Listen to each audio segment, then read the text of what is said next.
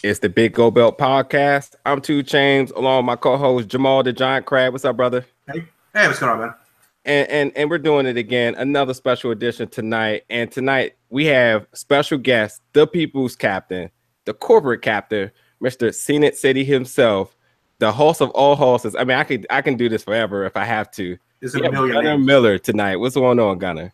Yeah, man, we can hashtag all day if we need to on nickname. Just keep coming with them. Thanks again for taking some time out of your day to join us.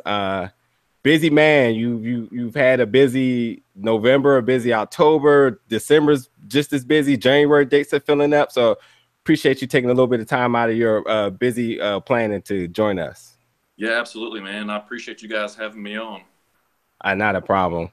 So I want to start the show. So you're from Chattanooga, Tennessee, and it's nicknamed the Scenic City, and that's because from what I read, it's supposed to the culture out there is like to embrace being outdoors, and that's cool. But I really want to know, because everybody from that area are knit tight, and I just want to know from you, what does it mean to be from Scenic City? Well, I'm born and raised in Chattanooga. I've been here 26 years now. My whole family's here, and I have a pretty large family. My sister went to college at the University of Tennessee, Chattanooga. My brother-in-law went to college there, and I did as well. We all played sports. That's where they met. He played football. She played softball. She's actually in the Hall of Fame. She's the athlete in the family, I guess you could say. And I played football. So, it means a lot to be from Chattanooga. It means a lot to represent the Scenic City. It means a lot to take that area code of the 423 and take it to other cities out there and perform, entertain in front of the fans. Absolutely. And you said she's the athlete. You're also an athlete in the family too, of doing 4 years as a starting linebacker at UTC. And I mean, you played against really remarkable people in your career too. Some of the people such as Cam Newton, Amari Cooper, AJ McCarron, Derrick Henry. I know you redshirted your first year, but I mean, you got to see firsthand like Trent Richardson, Mark Ingram, Julio Jones. I mean, we saw some good pedigree. Go ahead. Yeah, we saw some good ball players. I mean, we played there for a while. We played the Heisman Trophy winner and the national champions. I want to say it was 3 years in a row. Like, before I got there, they played Sam Bradford in Oklahoma. And then the following year, we played Mark Ingram. And then the following year, we played Cam Newton in Auburn. Yep. So, if you played Chattanooga, you got to play against a national champion and a Heisman Trophy winner. Any experiences from being on the field with any of those guys that comes to mind? Well, I can tell you this. We played Nebraska my redshirt sophomore year, and in front of 95,000 people. They always have a sold-out crowd, which is pretty cool. But I had a goal line stand against Rex Burkhead, I believe it was his name. Yeah, that guy's. Thank you, Rex, for my fantasy year. By the way, probably like the running back equivalent of me meeting in the hole, and he didn't score, but it was probably the hardest collision I took like head on in college. So I always remember that one.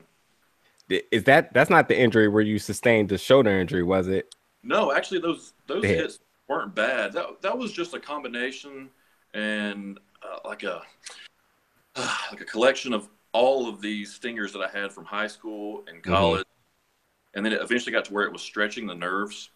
They noticed a fracture in my like C5, C6 vertebrae a couple times. So I guess you could say I broke my neck.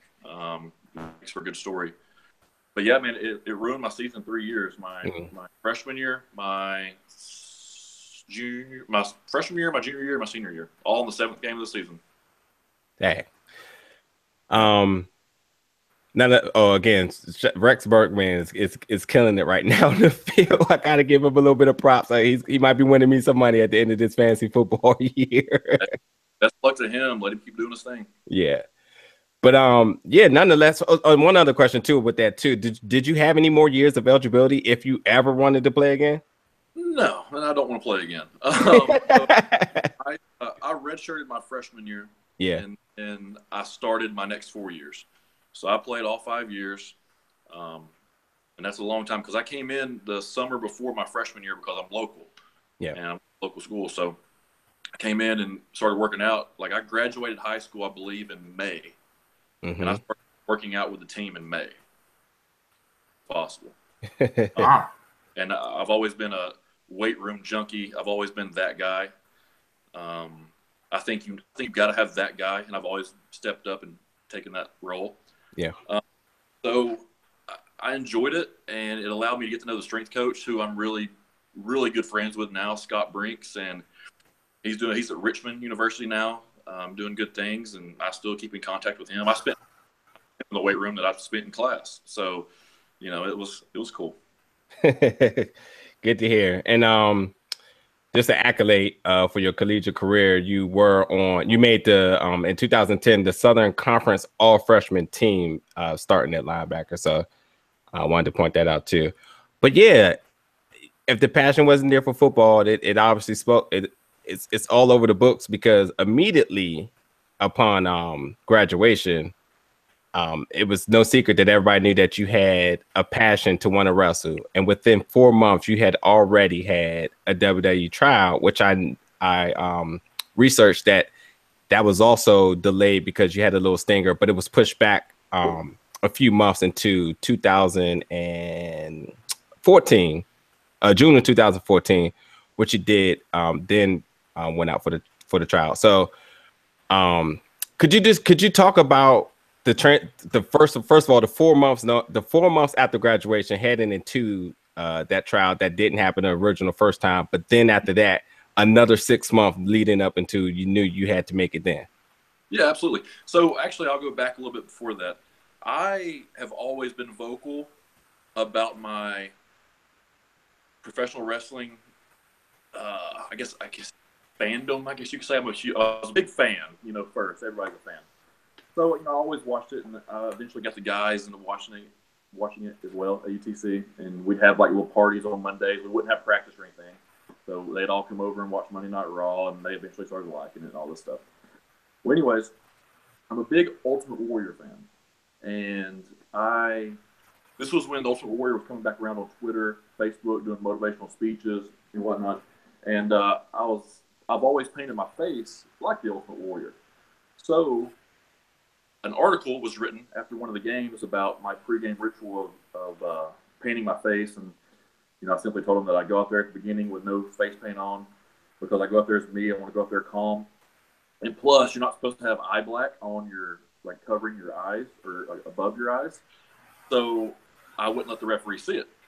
So then when we'd go back in, right before the game would start, I would paint my face. And everybody would be looking at me. And at the beginning, it was kind of like a ha-ha, that guy's, weird, he's freshman, what's he doing?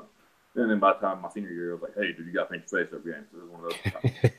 But the Ultimate Warrior reached out after he saw this article was written, and he said that it inspired him, that he appreciated that the Ultimate Warrior, all the running that he did, like kind of like in his last speech, like all the he did, did well for somebody and inspired somebody, motivated somebody he liked it. And he reached out to me literally, every week before every game.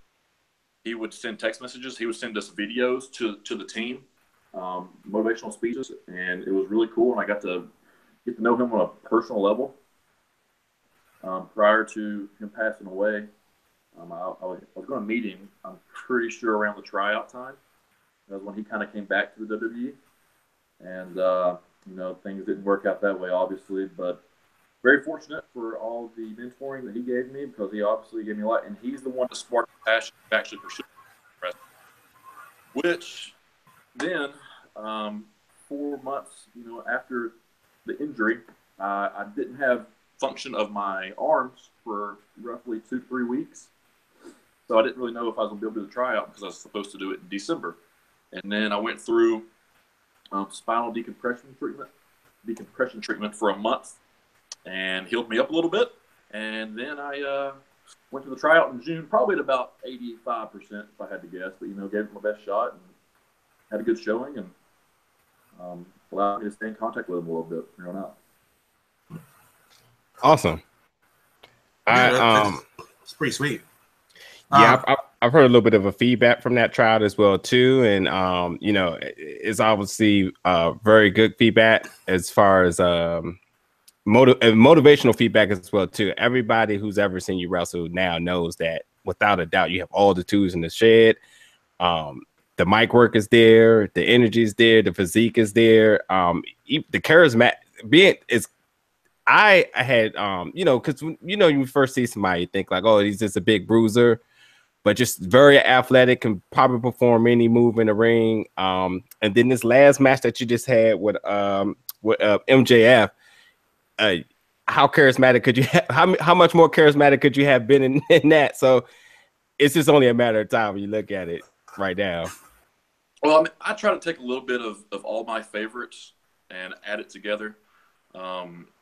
You know, I'm not going to sit here and list everybody that I like, but pretty much every wrestler that's came before me that I'm a fan of, even guys that are on the indie scene that I've wrestled, I try to take one thing from each of them and incorporate it at some point or another. So, you know, it's just really fun to get out there and do what I love to do and what I've always wanted to do. You know, whether it's at this level and, you know, we're just starting, we're paying our dues, or, you know, if we're at the next level, it's always going to be fun. It's one of the things that's always going to be enjoyable.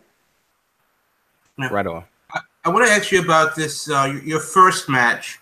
I saw an article, because you're just all over Chattanooga.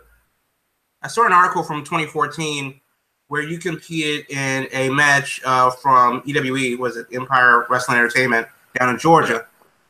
Was really special because it helped a lady who needed to raise money for her kid who had diabetes. She needed an insulin pump, and it was a pretty big deal. Could you go into that? Was as I'm reading this article, I understand that's your first match. How much more pressure does an event like that put on you, if at all? And is there any comparison to the football field where you know that you have a big game coming up? Does it change your preparation at all? So you're talking about that match being a big match? How's the preparation going to that compared to football? Yes. Okay, so I think I said this in an article as well. I've played, you know, big stadiums, 90,000 plus people, screaming for teams, either booing you or cheering you, but screaming for teams. My first match was in Rossville, Georgia, pretty much Chattanooga, Tennessee. We did a fundraiser. I didn't want to have a match before my tryout, but this opportunity came up. We had a fundraiser going for the PA announcer we had at the University of Tennessee Chattanooga, Ron Hall, his daughter Amy. I can't exactly remember what it was. I think it was something with diabetes, maybe. Yeah, she needed an insulin pump, and that cost about $10,000. Yep. So we were doing the show to raise money for that, and it was my first show. So, you know, everybody was kind of anxious to see if I could draw, I guess you could say. We had probably 700 people there. A lot were University of Tennessee Chattanooga, you know, fans and my family and everybody wanted to come to see the first match. But preparation, there wasn't really much preparation. I mean, I trained with the guy that trained me and a really good friend of mine now. If it wasn't for him, I wouldn't even be close to anywhere where I'm at right now. Ace Rockwell from Chattanooga. And he got me ready real quick. Like when most guys train for a long time, and I'm going to go ahead and say this right now, I didn't really. Most of my training came in the ring at Empire that first year that I wrestled. So that's really all I wrestled. But going into that match, I probably got in the ring a total of 10 times prior to getting in that match. And, you know, it was a good experience. I was really blown up in that bad boy. It was a tag match, so I couldn't imagine doing that now. But now the preparation is a little bit different. You know, preparation for a game, you're going in because you don't know what the other team's going to do necessarily. Preparing for a match, you better know what's going to happen, what's going to do, so you can put on a good show for the fans. If that makes sense. Right. Now, you said in this article that, quote, it's the same type of feeling, but you're alone. You don't have all the guys around you that you can make up for your mistakes. Friends will come in, and I wanted to make it exciting for them. Yeah, I know the butterflies in your stomach for the first time ever. Do you still have that same sort of trepidation before maybe breaking into a new territory, or having a match with a person for the first time? Oh yeah, absolutely. Do you still get that? Oh yeah, absolutely, man. So with me in football, from the time I was 6 years old till I was 21, 22, however old I was, I got so nervous before the game. It's not because I wasn't prepared, but just because good nervous. I'm super competitive, and I don't like to let anyone down, especially those close to me. Myself, it's whatever. But I go out there to perform, or I go out there to play and compete for my family, because that's the name that I carry on my back.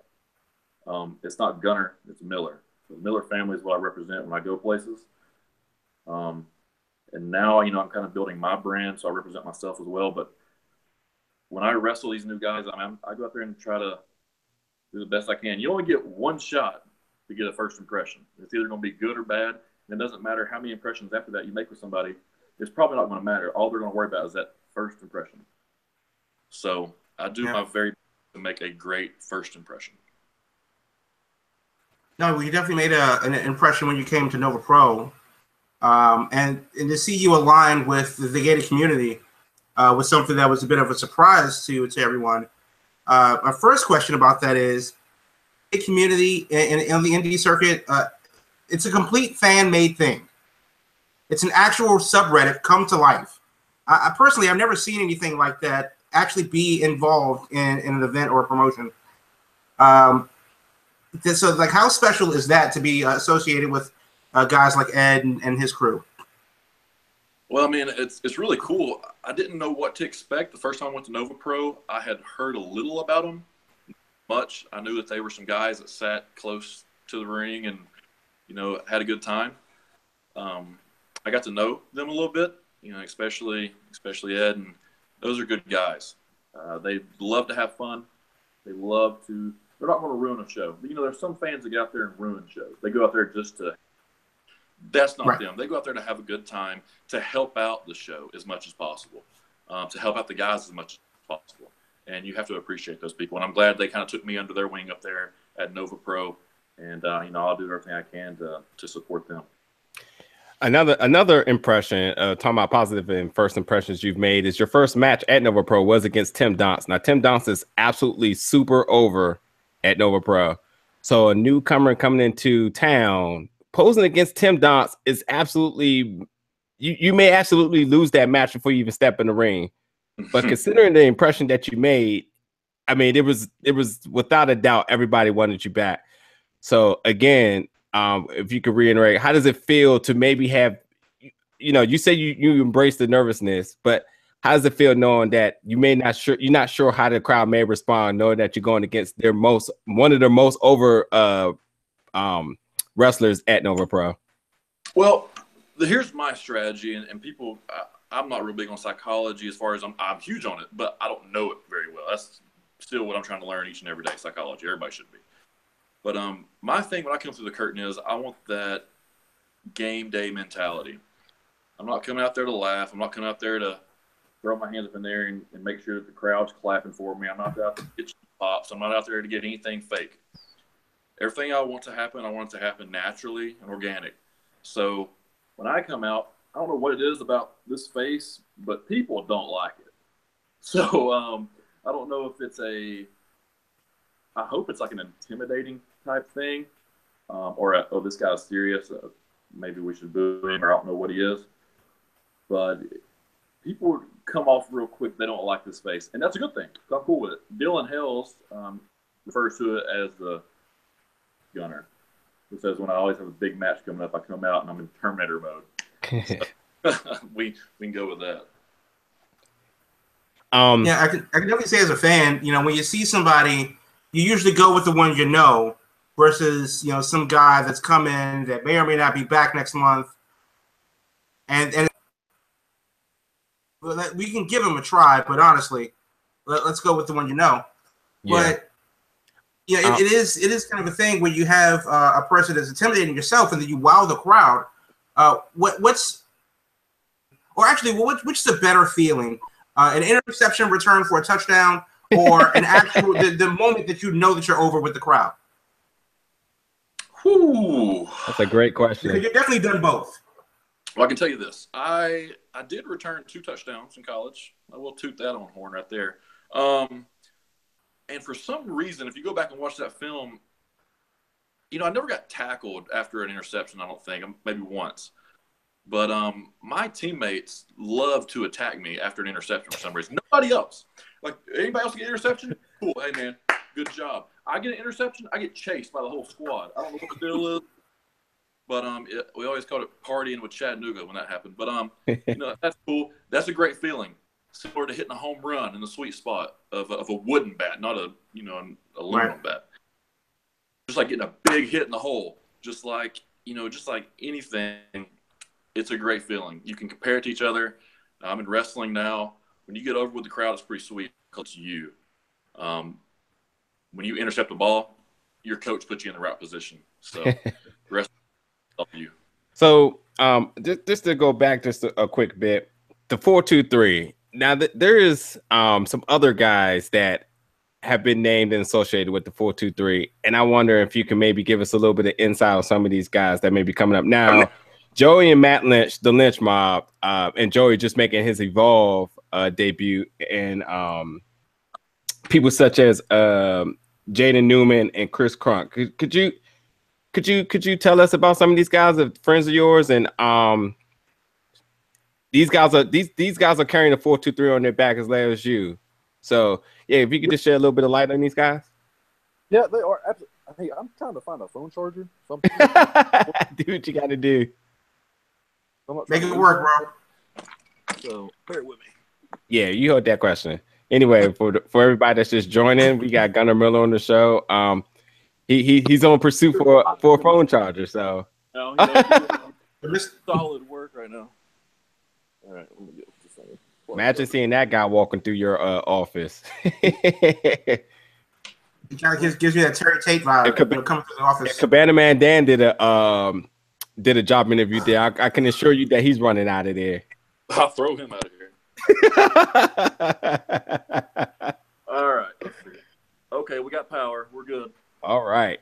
So again, what was the question again? Yeah. So the question is the 4-2-3. You carried on your back strong. The whole area embraces their chosen childs, and other names that's been associated with the 4-2-3, such as Joey and Matt Lynch, the Lynch Mob. Joey just making his recent Evolve debut, and other names such as Chris Krunk and Jaden Newman. If you could shed a little bit of light on these guys, and what can others expect from them for the future, or if there's any others as well too that I may not name. Well, okay, so me and Joey and Matt, we all came from Empire Pro Wrestling. So the thing was, when everybody started traveling, a lot of guys kind of gave it up in a way. They didn't really go anywhere, didn't keep pursuing it.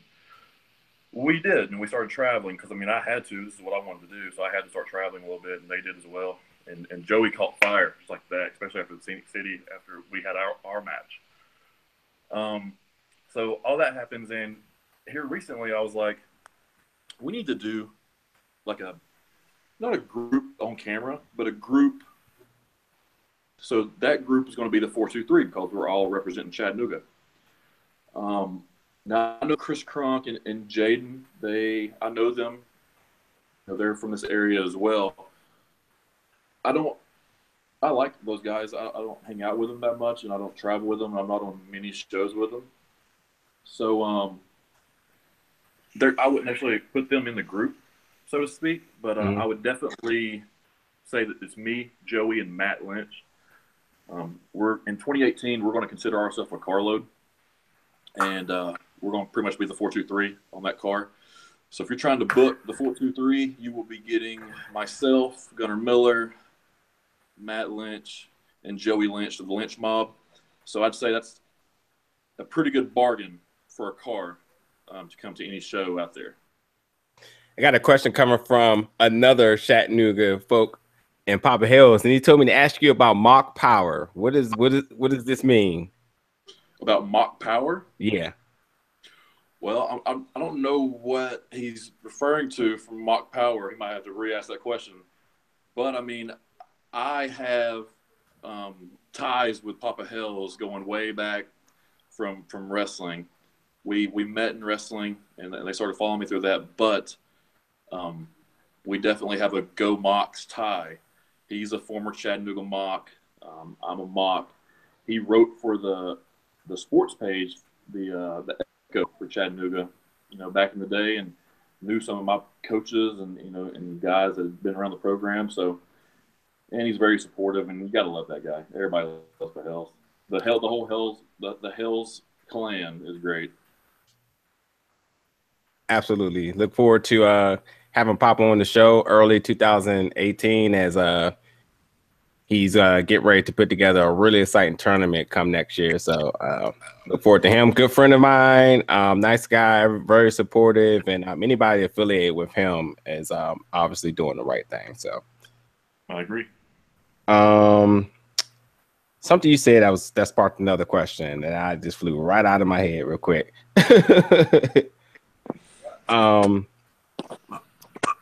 let me ask you this then. You are, you're making your inroads to the indie scene, and I've seen interviews in the past where you said that WWE is the end all. That's where you need to be. Feel that way, or do you still? Is it more like a?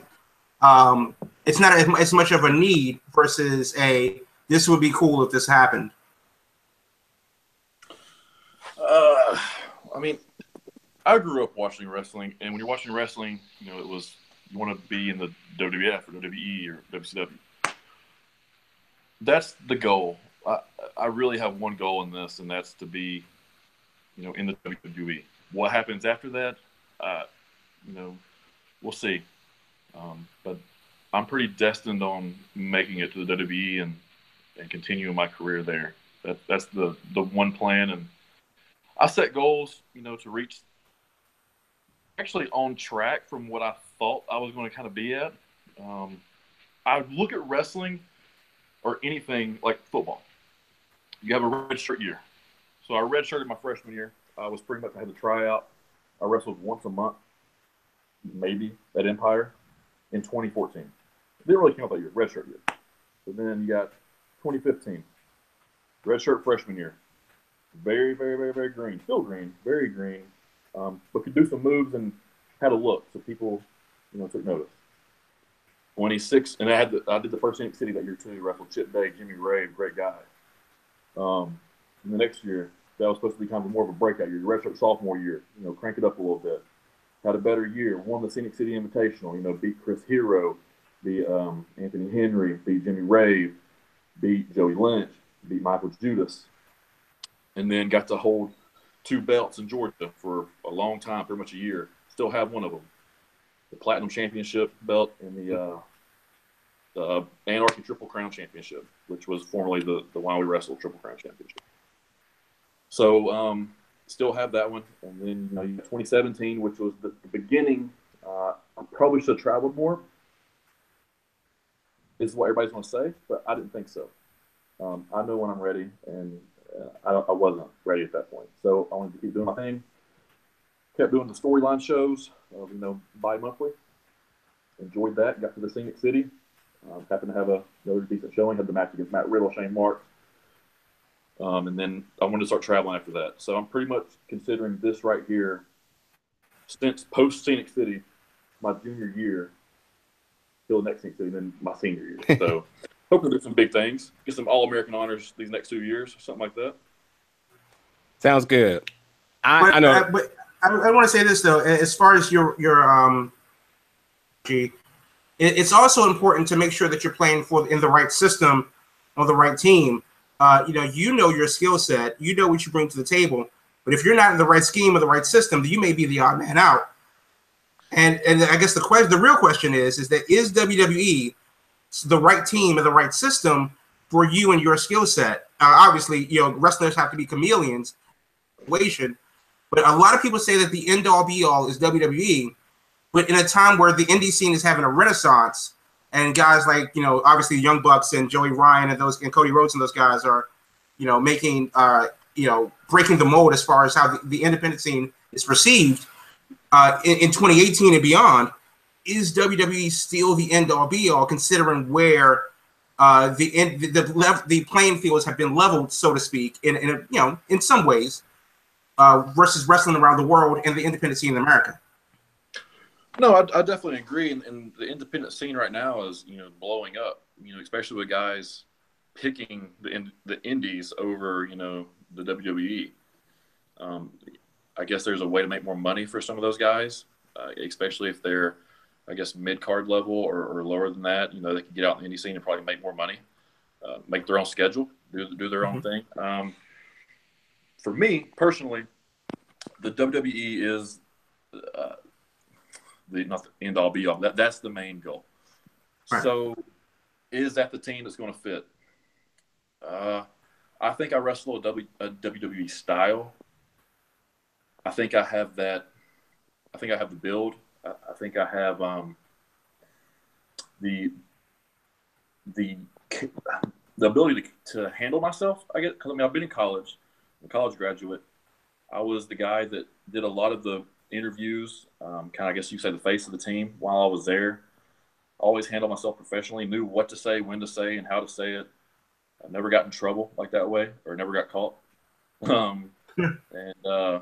Yeah, that's the biggest key. Don't be dumb. Just don't get caught. Yeah. And then, I don't know how people get caught doing some of the things they do. Anyway, it blows my mind. Different podcast. But, right. Yeah, man, I feel like that's going to be home for me when it happens. Till then, for me, I think I have to make good decisions of where I go and what I do and who I work, and kind of the process for me. Is that selfish?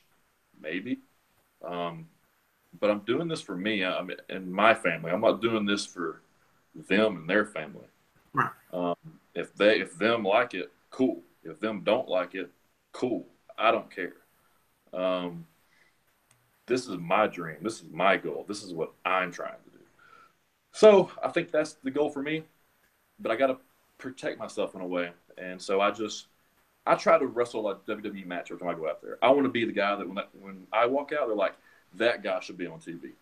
That's a WWE guy. And I think I kind of give that vibe. No, definitely. And I would say that I would argue that it's not selfish, because you are the brand. And I say this all the time. We're here to see you. You're here to sell your merch. I mean, I'm going to need one of those Scenic City established 2014 shirts come December 28th, if you could slide one my way. But yeah, we're here to see you as the attraction. You're the star. Yeah, yeah. So absolutely, you got to make a way for yourself. I know I was going to say earlier too. Now I just thought about it too. You was talking about how you will be bundled now together as the 423, and you're very well spoken. Of everything you just named about yourself is absolutely true. And the thing to add to that is you are very well spoken.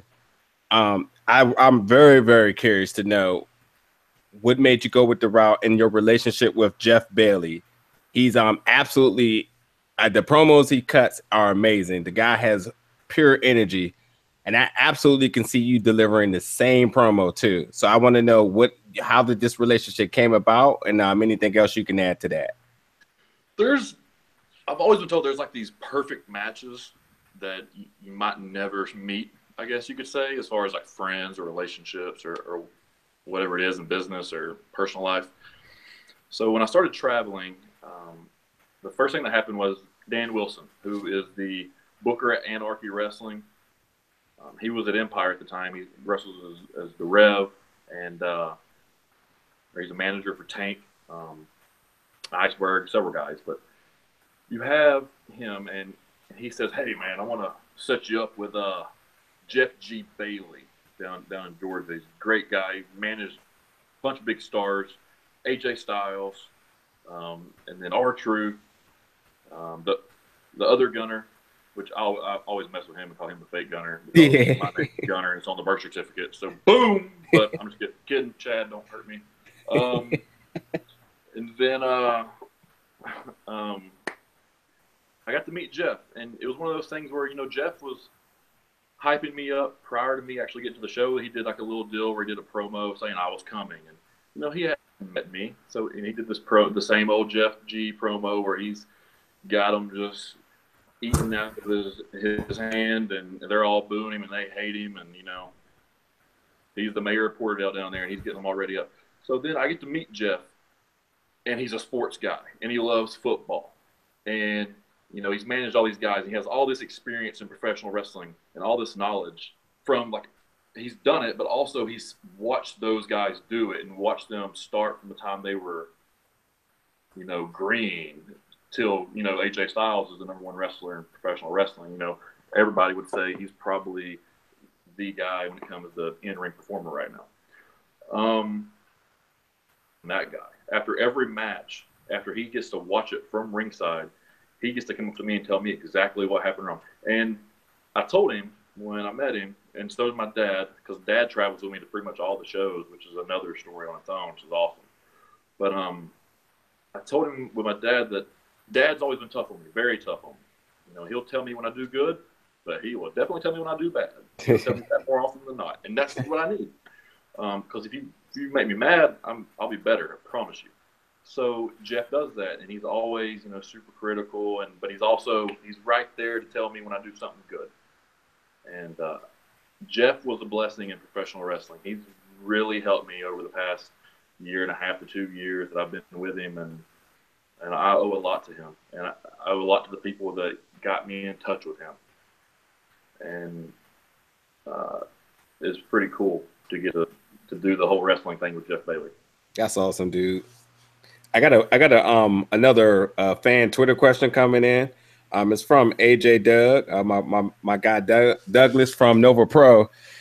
And he has a question about your finisher. So he says, in the world of 1,000 super kits and RKO variations, you choose the jackhammer as your finisher. And really, no one really before Goldberg has ever used or even dared to use it. So what absolutely makes you decide to use that as your finisher? Well, I'm a former collegiate football player that had the records in the weight room for being the strongest guy in the 1,400-pound club with 3 lift total of bench press and squat and power clean. I'm a power guy, I'm explosive. I can actually jump, and people don't expect that. I don't understand why I'm like, hey, man, I can jump pretty good. And they're like, oh, okay. And then I jump over the ropes, and nobody's there for me, and I jump over them. So, I'm like, I can jump pretty good. But anyways, so I wanted to use the jackhammer because of Goldberg in a way. He was coming back around at that time, and it was cool. But nobody does it. Nobody does the jackhammer, and that move is awesome. Plus, a bunch of people use moves that they can't do to everybody because everybody wants to do all these cool moves, and they want to, make the crowd pop all these cool moves. Well, hey, pal, if you can't do that move to everybody, what's the point of doing that move? That is true. So, I haven't done a move that I can't do to anybody. So, until something proves me wrong, I'm going to continue to be the Hoss of Hosses. Yeah, and there's definitely, when you say you can do it to anybody, you have definitely done it to every size weight person. His name's coming off right at the top of my head, but Cyrus. Yes. Cyrus is legit 400 pounds. Yeah. I'm 395 pounds. And me and Cyrus have had some wars. We've been battling since 2015. So, when I went over to the jackhammer, I was like, hey, man, that's the deal. He was like, hey, I've never been suplexed by one person. I don't know if that's possible. And I was like, oh, it's possible. With ease at that, too. Now, Cabana Man's dad, absolutely not favorite move in the world is your setup for the jackhammer, the CTE. Now, if anybody's never seen this GIF, I will be reposting this very soon because it's absolutely crazy. Now, a lot of people do spears or chop blocks or even just whatever you want to call them tackle, but this is absolutely the most bananas ones I've ever seen.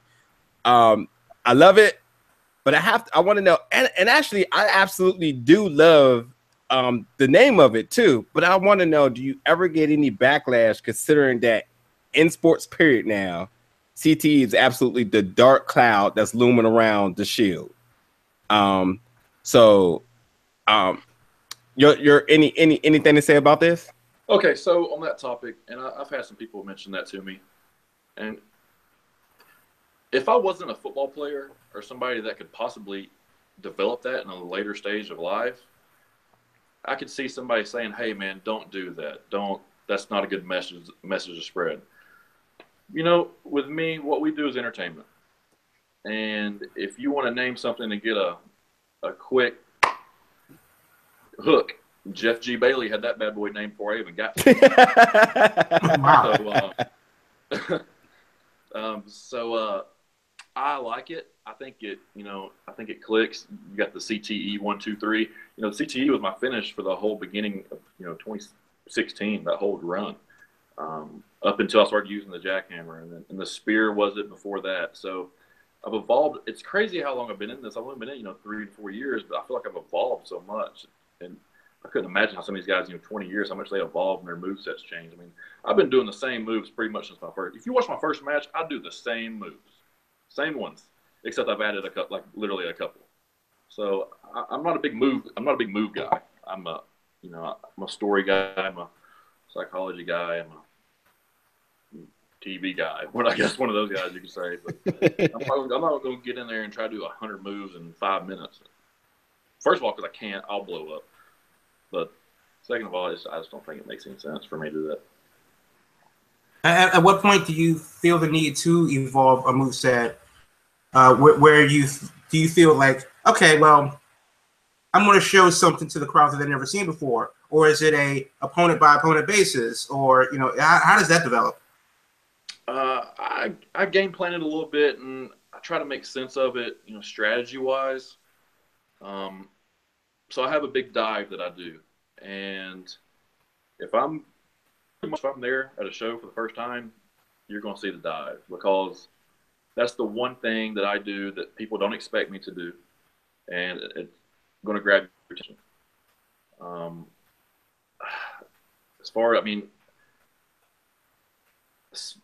All the other moves are pretty much simple. I mean, they all go. I mean, it's the John Cena. You got to have 3 or 4 or 5 moves and do them every match, and everybody will start to figure them out. That's what you want. You want people to know what you're about to do. And then, but I would liken it to like a comic, where you can't have a comic go out there and do the same routine for 10 years. Eventually, you got to change things up. So at what point do you believe, or do you realize that it's time for a change? And how does that come about? I think the time for a change comes with a big match that's coming up and setting that change up in all the matches leading to that. So I don't think you need to add a lot. I think you need to add one thing every now and then, but you need to let everybody experience you evolving to that one thing. If somebody starts kicking out of your finish, you got to figure out another way to finish them. Now, don't go back to your other finish. Stay with the new one. Use that one as a setup. Something like that. Do you think that guys are overcomplicating things by doing, 7-star splash off the rafters, or a 920 flip in the first 3 seconds of a match, when it really should be more about the storytelling? I think it depends on what part of the card you're on. When you come up, I think it depends on who your opponent is. Is it a one and off match? Have you ever seen each other before? Does the crowd know y'all know each other? Is it a storyline? Is it been going on for a year? I mean, I think it just depends on all of those things. There's time and place for everything to happen. And in wrestling, you never say never. So I'm not saying anything that anybody does in wrestling is wrong, because wrestling is subjective, and it's what you like. If you have 100 people in a room and they watch the same video, they're all going to like something else or hate something else. So do what you like. And if you're enjoying what you like, other people are going to enjoy it as well. I can get with that. Jamal, do you have any other questions before I start going down? His promotions coming up? No, man. I think we should need to talk about some Nova Pro stuff, though. Definitely.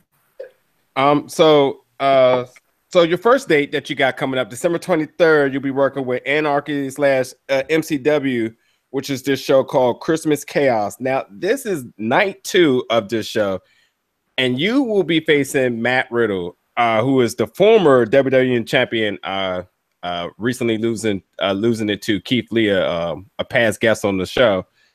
Now, there's some story here with Matt Riddle. Now, 2016, you are the Scenic City Invitational champion. Come 2017, I mean, you're the champion. It's your city. You are Mr. Scenic City. And, sorry to interrupt, but Matt Riddle presented me the trophy in 2016. And he was hesitant to hand the trophy over and try to have a little stare down. Huh. Okay. So continue. So that brings us to 2017. A few months ago, you faced him in the second round and losing, which Matt Riddle ultimately went on to win the Scenic City Invitational 2017. Now, if the record serves correct, Matt Riddle is the only person that you have ever lost to that you have not went back to win.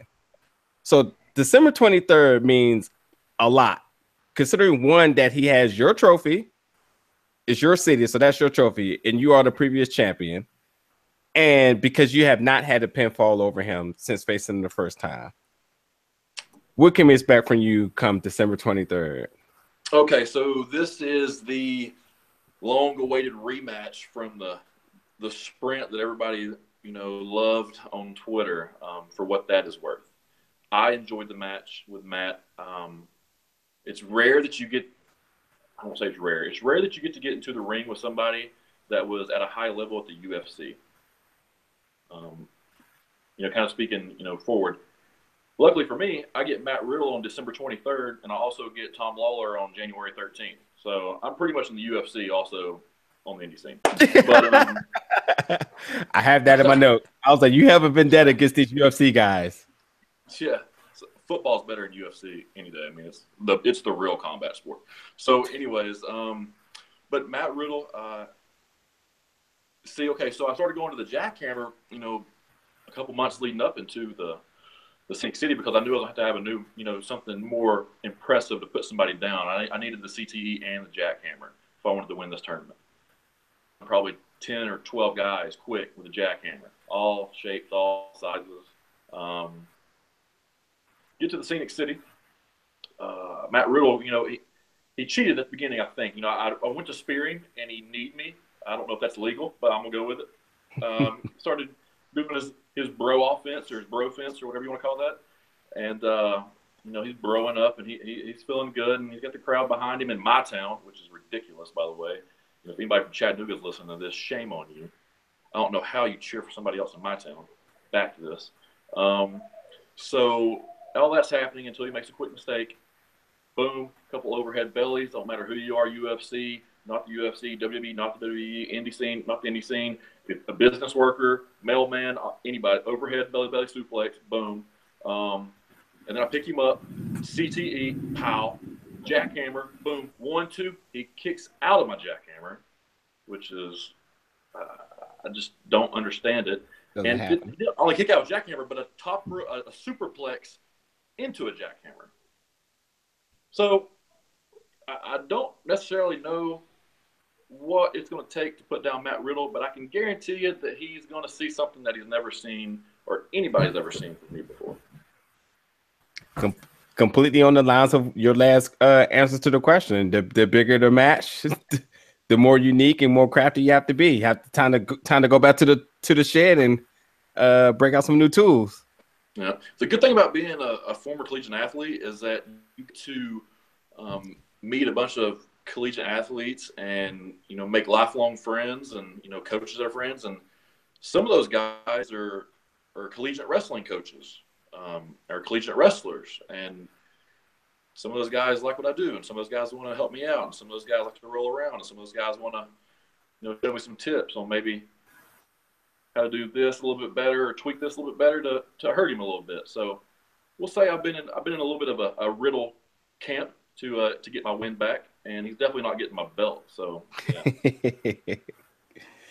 Yeah, with your track record, Nats, Brock Lesnar should be your opponent somewhere down the line in 2018. I'll drop him on his head too. It really doesn't matter who it is. or Dana White, because there's obviously a huge vendetta against these UFC people. I need to get Dana White as my manager because I don't think he likes Matt Riddle that much, and I don't think Riddle likes him either. So I am not going to comment. Waller is actually still active, so after I beat him, I probably should be in the UFC. That's funny. I was looking that up too. I was just like, is he still active? I was looking that up, but I think he is too. I didn't see anything saying that he wasn't. So yeah, that's interesting. So yeah.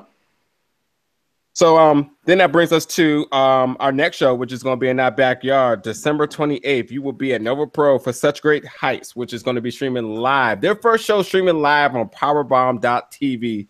You'll be facing first show in December too. Yeah, first show in December as well too.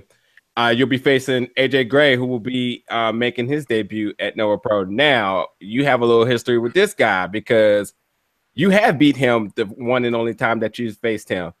So, considering that Nova Pro family has embraced you and you kind of made your home here, you have a guy that also may be looking to make up for his failed attempt in facing you, coming into Nova Pro doing so as well too.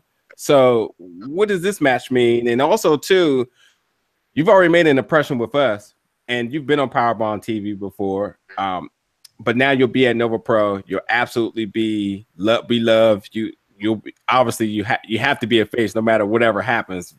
Everybody will be cheering for you.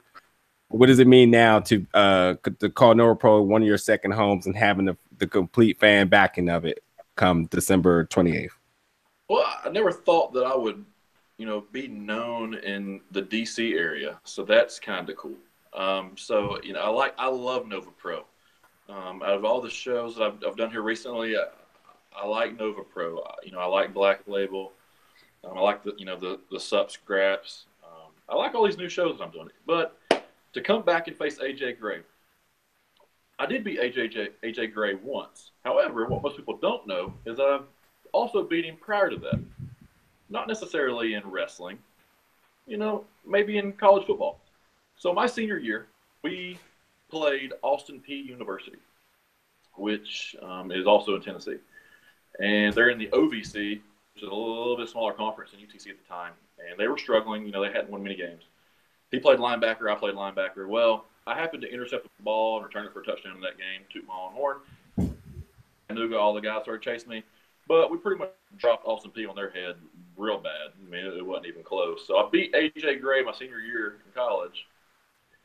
And then I told everybody that I beat him in college. And I told him I was going to beat him in wrestling. And then I beat him at Anarchy for my championship, the Triple Crown Championship, the real world championship.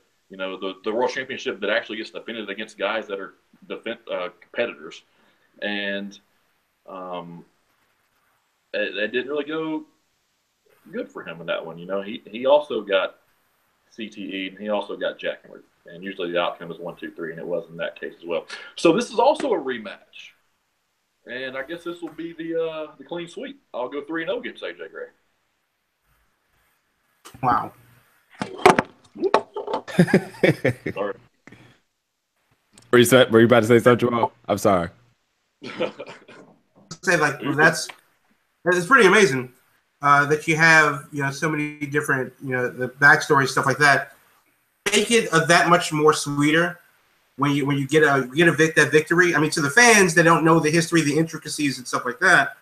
But how does it feel to like that one-upsmanship, that gamesmanship? You say how competitive you are.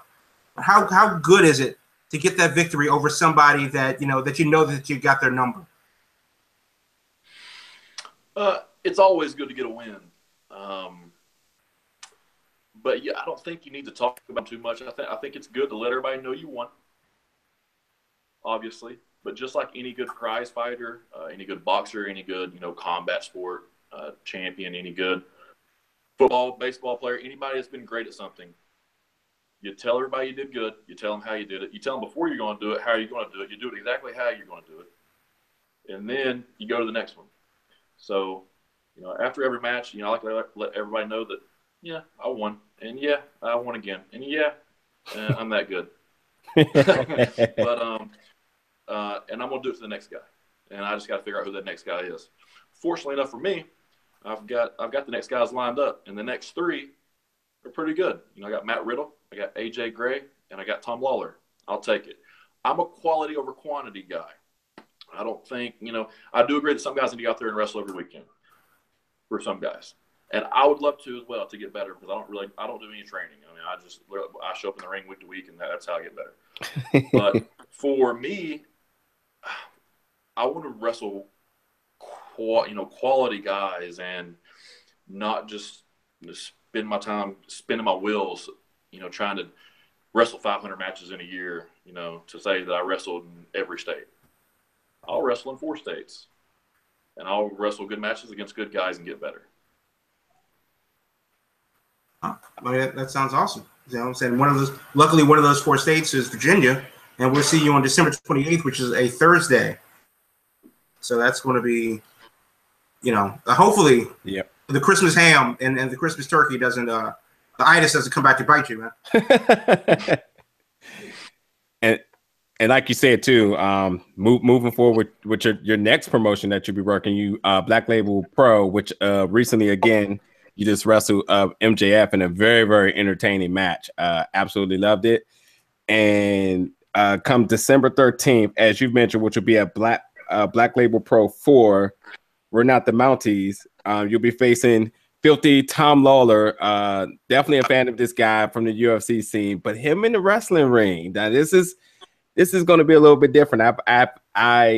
He's only started wrestling come 2017, and I've only seen a few of his matches. Seen a few upon research and getting all the research prepared for the show tonight. He's the Black Label Pro champion, and you made it very clear that he may have faced everybody in the tournament, but he has not faced you, and you stepped right up to the plate for the challenge, and he accepted. So that is going down January 13th. Now, we've been talking about wins and losses here, so we might as well just go ahead and drop the stat sheet here. Now, he has beat Matt Riddle. You have not beat Matt Riddle. He has also beat AJ Gray, but you have beat him as well too. Twice, both in the square circle and on a gridiron. So, considering that you do face Matt Riddle before you face him, how much more important does it make that match to bring, especially with your last remarks about having to say that you want to be able to say that you have beat that guy too, and makes you more deserving to face him and to beat him, to shove in his face that you beat his guys, the guys he's beat, and you'll beat him all within a month and a half span, and then to add that belt to your collection. I mean, you've held the Platinum Championship Wrestling belt. You have the Anarchy Triple Crown Championship 2 times at that. You were the real world championship. Yes, the real. And you had also the WWW Heavyweight Championship, and then the Empire title you had as well too. So what also, I know it's a lot of questions, but what does it mean to also be able to shove in his face that, hi, I beat these guys within a month, beat you, and took your belt?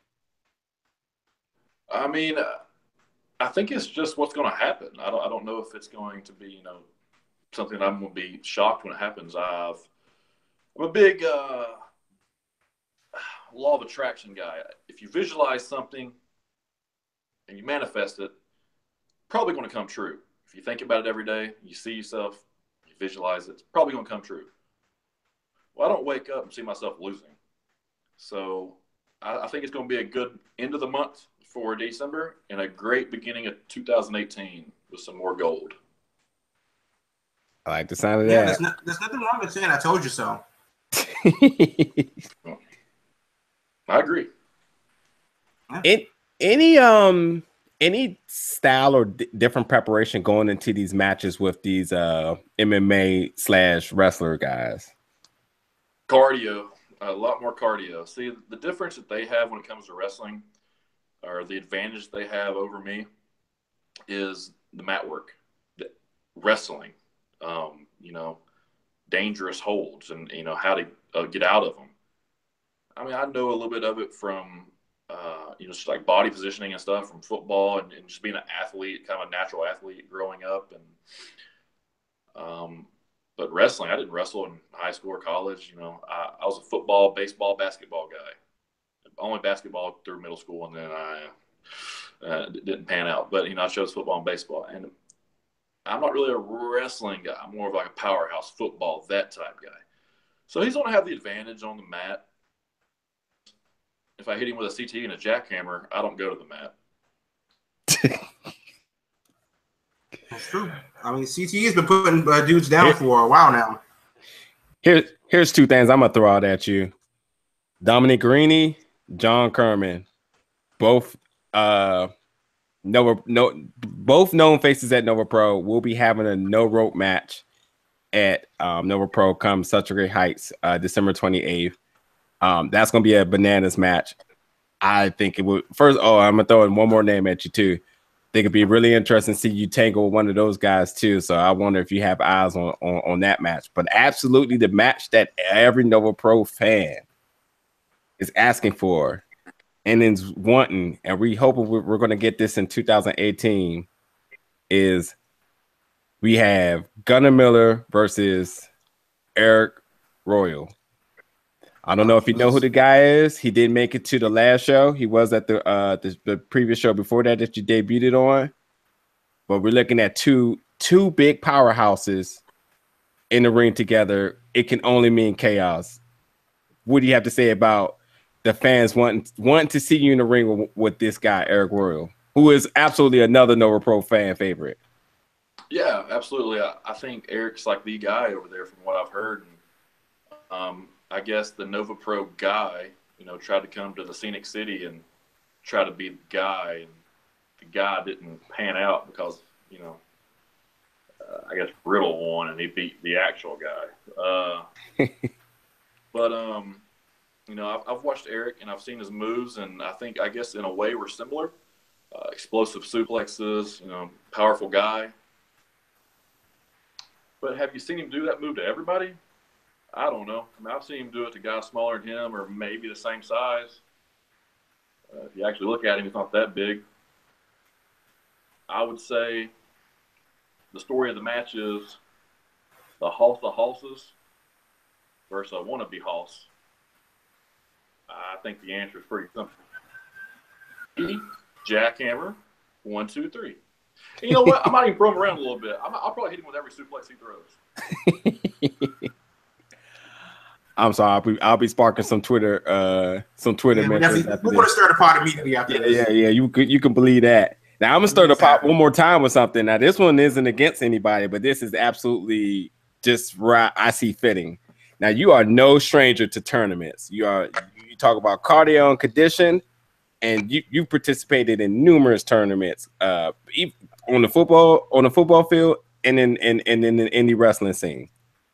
There's one tournament that comes up in Nova Pro come 2018, and I absolutely think that if there's not a belt for you to attain, if you want to talk about an accolade that you want to put on your shelf, how about the Commonwealth Cup 2018? I want my man Mike King to book this. I think it absolutely makes sense that you become a participant in that.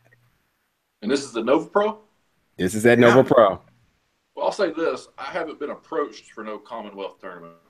But I'm not the common guy. So if they want a above average wealth winner, then they can holler at me. Stir the pot. Stir the pot. Stir the pot. Okay. Anything else I have, I'm just gonna rip it up there because that's it for me.